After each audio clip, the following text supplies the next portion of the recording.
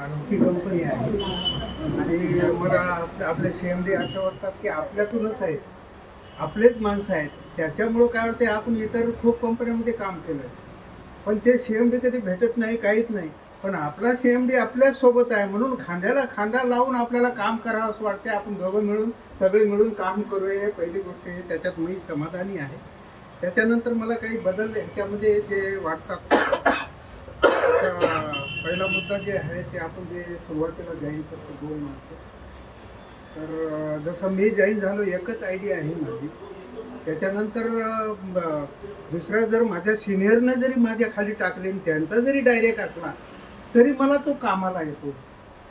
दोन्हीकडे बी झाले तर दोन्ही ते लागले ना आणि मी नुसता टेल जरी मारला तरी टोटल माझं कमिशन नाही. ते हे अनोखा प्लॅन आहे सर. असा प्लॅन मी कधीच बघितला आहे. हा पहिला चेंज आहे. त्याच्यानंतर मला असं वाटतं की या कोणत्याच कंपनीमध्ये मानधन आजपर्यंत दिलेलं नाही. कारण मी माझं एवढं वय आहे, खूप कंपन्या बघून सगळे पांढरे केस झाले, पांढऱ्याच्या काळ्या करत आलो आता मी. पण असा बदल मला कुठं वाटत नाही की कंपनी मानधन देते आणि रिटायरमेंट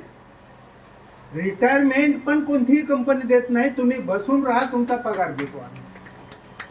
असं कुठं कोणत्या कंपनीत घडलंय का? त्यांना ते खूप मोठ्या पोस्टिंगला गेले तरी त्यांना काम लावतात. ते सेमिनार घ्यावं लागतं, तिथं जावं लागतं, फलानं करावं लागतं, तर तुम्हाला ते मिळेल. नाही तर त्यांच्या कमिशनमधून कपात होईल पैसे असं. आणि दुसरा मुद्दा असा आहे की कंपनीनं जेव्हा 3 कोटीचं टर्नआउट झालं त्याच्यानंतर सगळ्यांना कार देण्यात येईल. ते बी नवी गाडी देण्यात येईल. तर त्यांचीच असेल पण वापरायला तर आपल्या घरी भेटली. घरची माणसं म्हणतील कोरी आणली, सेकंड नाही आणली.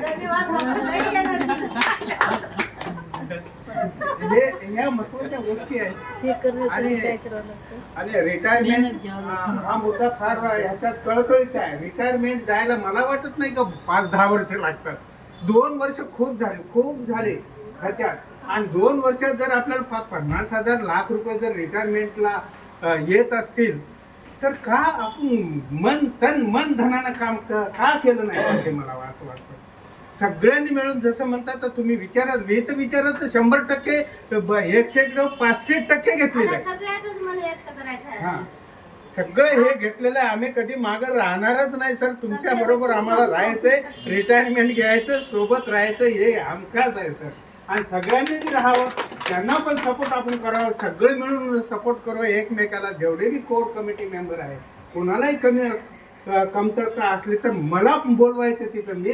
मी त्या लोकांना बोलतो. माझे मुद्दे थोडेसे वेगळे असतात.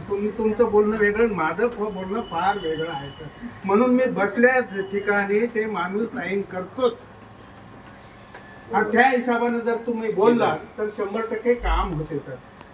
अशा गोष्टी बऱ्याच काही कंपनीमध्ये मला चांगल्या वाटतात.